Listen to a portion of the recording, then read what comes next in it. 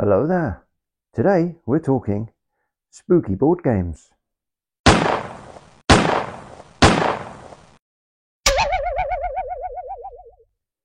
Yes, hello and welcome to the channel. Now, a few weeks ago I did a collection update video. If you've not seen it, I'll leave a link to it in the description. And in that video was this Ghost Castle box, which was underneath one of the cabinets. Now, Dean from All Things 80s, he contacted me in the comments and asked if I would do a video about it, as he never had one when he was a kid. So, Dean, if you're watching this one's for you, fella. Now, let's get into it.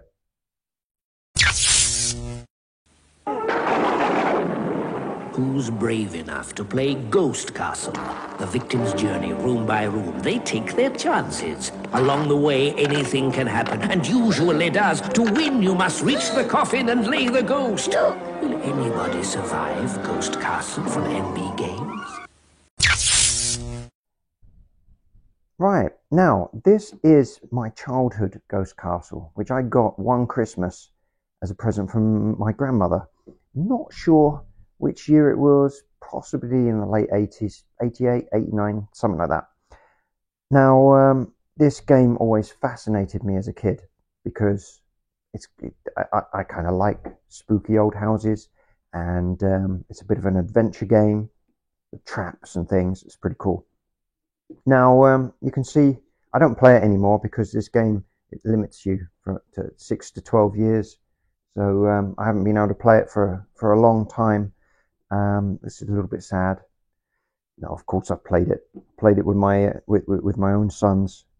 Don't get it out that often anymore because it's all made of cardboard. You have to build everything up, and unfortunately, it's getting a little bit damaged. It's proper vintage thing. It's almost 40 years old. So, right, it is complete. Although when I open this box, you'll see, oh no, there's nothing in there. That's because I have already built the castle up, and I will be putting it underneath the camera very soon. Inside of the box, we get a handy how to build the castle and handy instructions, which is pretty cool, and it's a very basic game anyway. So that's kind of enough of the box. I did notice the skull is supposed to be glow in the dark. So what I'm doing is I've just left that in the sun to charge it up, and I want to see if it still works. So that will be exciting. Although I would say to get it to work, you probably need to be in pitch darkness, so then you wouldn't be able to see what you were doing with the game. But hey ho, it was the 80s, and glow in the dark stuff was freaking cool, man. Right, enough of the box. Let's get into the castle.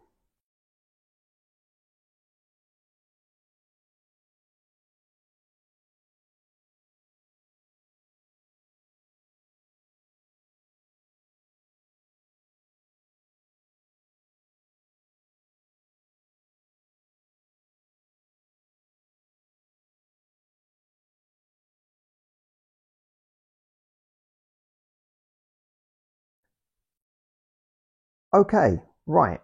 So how exactly do we play the game? We have 4 characters, 2 boys, 2 girls. And what is actually quite good about these characters is on the back, their back profile matches their front profile. So that's pretty cool detailing. That's how we had 3D things back in the day. Right. We have one of these wonderful things, a die, which basically once you roll it, oh look, you're going to get a number. I've rolled a 6, and we all know how that works, right? The number on the die, you can move so many steps. You can see here on the box front, there's steps that you're going to make. Now, once you have done that, you get to spin on the spooky spider spinner. So we all know how a spinner works. So you can either get the option to roll again if you've landed on the die. You can land on the scary skull, and then you get a skull action, which is what this kid here is doing. Look, he's dropping the skull through the top there. You can get scary face. Now, the scary face is actually a mask. Let's get that into focus there. And if we put it on to this character, look, you can see now this character is scared stiff. It's she can no longer move until she spins and lands on a foot. And once you're on a foot, then you're free to go again and continue with the game. So that's the basics of how the game works. Let's actually see what's inside the castle. Now, here we are at the first section of the castle. We're actually in the outside. We're in the outside. That's an oxymoron. We're outside the castle at the moment. In the gardens, I guess. In the keep? No, not in the keep. Anyway, whatever. Right. Blue step. That's always your start point for every section of the game. White feet are just normal steps. Red feet are a danger zone. That means you're standing close to a trap. Don't like this tree. This tree used to scare me when I was a kid. I think it's got something to do, look, it's even got like tonsils. It's, at what point are you standing here thinking, I'm going to go in that castle? Anyway, whatever. That would spoil the game, wouldn't it? Right. So the danger on this one is the axe. Let's just turn the board so we can see a little bit better. Okay. Oh, I've jogged the camera twice. Sorry. Apologies. Now, you can see here is a suit of armor just outside the portcullis. And if the skull drops down through the system, it can hit the axe. It hits your player. You're dead. You go back to the blue step and start again. So that is basically the first part of the castle. Right, now we have entered the castle, and as you can see, there's many spooky things here in this hallway. Quite like there's a wolf in here. I don't know what he's doing in there, but he's quite scary. Right, there's some black monk ghost hanging behind that door. There's a headless ghost up on the top there on the balcony. There's this ghost here, always reminded me of the library ghost from Ghostbusters. And as you can see, again, we have a blue step as our starting point for if we die. We go back to that starting point now instead of having to go back to the original starting point.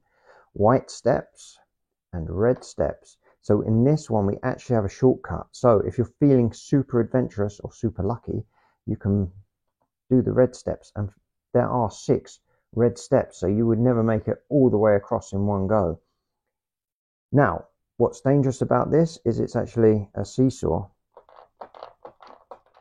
So if the skull was to come through, it would drop out this hole up here, land on this, and you'd be dead, and you'd have to go back to the beginning.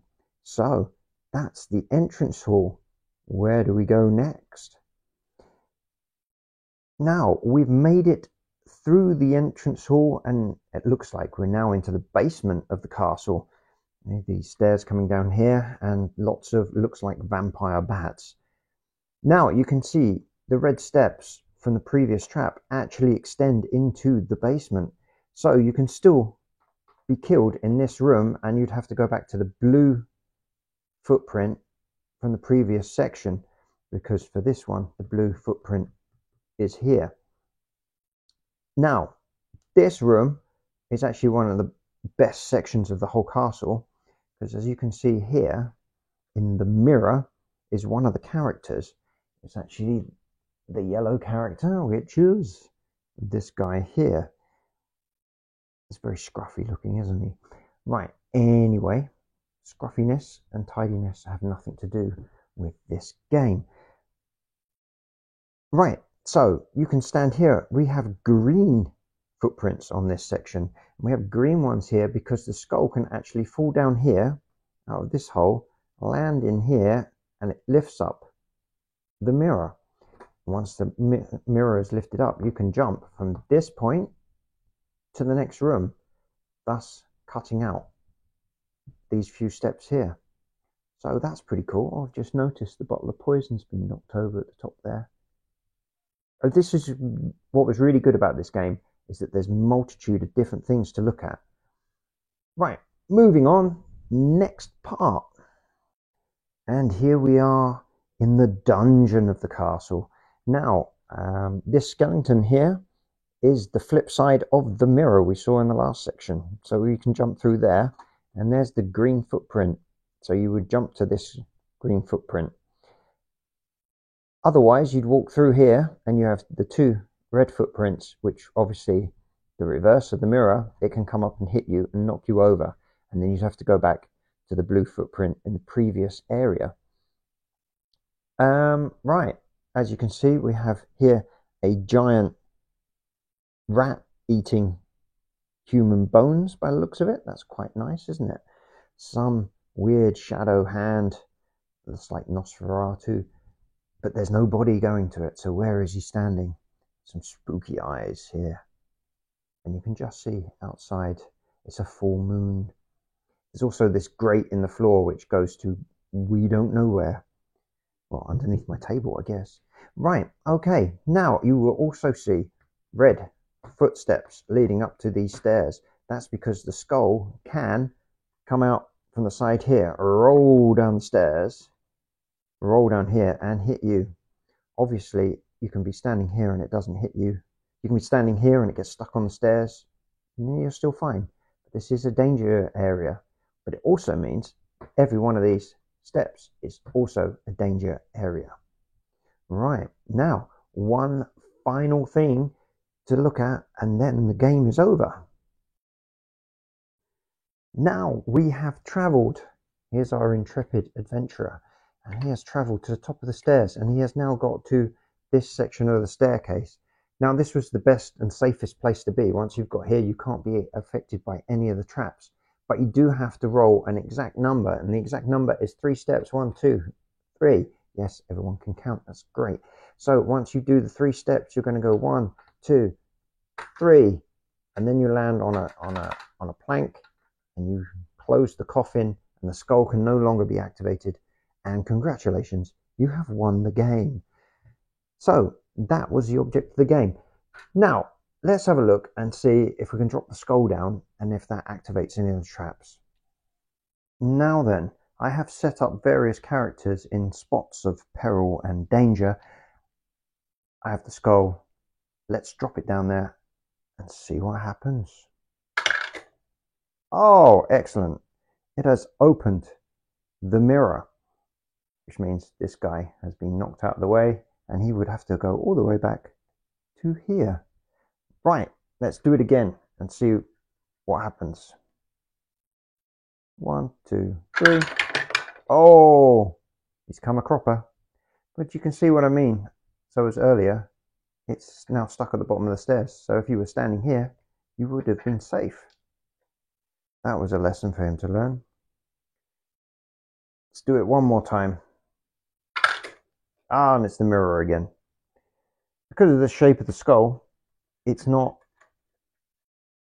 ever going to fall down the same sort of way. It also has, you can just hear, it has a ball rolling around inside it to make it fall in different ways.